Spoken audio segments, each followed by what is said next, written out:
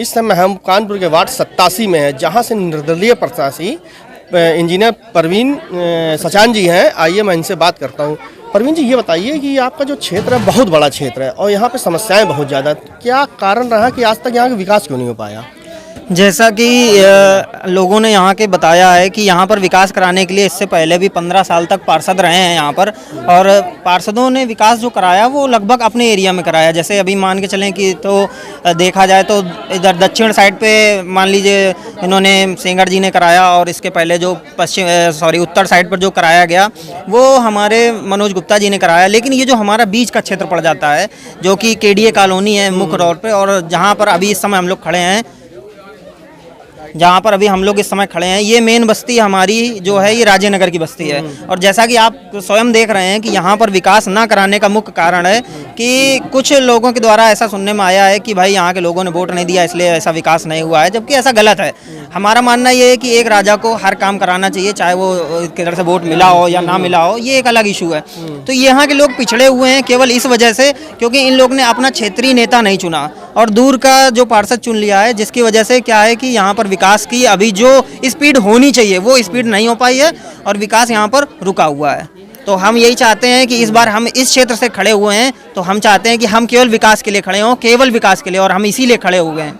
सबसे बड़ी बात यह है कि हमने यहाँ पे देखा कि नाली भरी हुई है, रोडें नहीं है, कच्चा है, और आप एक युवा हैं, तो युवा होने की वजह से आपको यहाँ की जनता का कितना सपोर्ट मिलेगा? जैसा कि अभी आपने कहा कि यहाँ पर युवा हैं हमारे बीच में, हम हैं, तो हमारे बीच कई और नेता भी युवा हैं। लेकिन मैं ये जानकारी आपको देना चाहूँगा कि जैसा यहाँ पर लगभग 25 मोहल्ले हमारी जानकारी में हैं कि 25 मोहल्ले यहाँ आसपास हैं जहाँ पर विकास लगभग ना के बराबर हुआ है। और जैसा कि अभी आपने कहा कि हम युवा हैं और युवा का कितना सपोर्ट मिलेगा, तो आप जैसा जानते हैं कि भारत की आधी आबादी जो है वो लगभग युवा है, ऐसा मोदी जी भी कहते हैं और ऐसा हम लोग ने भी देखा है। तो हम ये चाहते थे कि अब वो पीढ़ी नहीं रही कि नहीं वृद्धजनों को परेशान किया जाए, और हम ये चाहते थे कि जो एक युवा और एक पढ़ा लिखा अच्छा शिक्षित व्यक्ति होगा वो इस समाज को बहुत आगे तक ले जाएगा। उसको ये पता है अच्छे से कि हमको IAS लेवल से किस तरह से बात करना है, हमको मंत्री जी से किस तरह से बात करना है, अपनी किस चीज़ को किस तरह काम को लीगल कराना है, लीगल काम को किस तरह पास कराना है, यहाँ की समस्याओं को किस तरह उठाना है, किसके समक्ष रखना है। तो इन सब चीज़ों को लेकर जो हमारी पर्सनल सोच है वो युवा को लेकर ये है कि हम युवा हैं और हम चाहते हैं कि हमारे साथ यहाँ जितना युवा है, लगभग 40% युवा यहाँ पर है अपने आसपास इलाके में, तो हम चाहते हैं कि ये सारा युवा हमारे साथ जुड़े। और ऐसा नहीं कि जुड़ा नहीं है, जुड़ा भी है, और कुछ लोग हमसे कुछ उम्र दराज हैं लेकिन उनको भी हम अभी युवा की श्रेणी में ही लाते हैं, क्योंकि अगर उनके हाथ पैर चल रहे हैं, वो अपनी समस्याओं को बता रहे हैं, उसके लिए अगर वो संघर्ष कर रहे हैं, तो हम कहीं ना कहीं जानते हैं कि वो भी हमारे लिए युवा ही हैं। तो हम यही चाहते हैं कि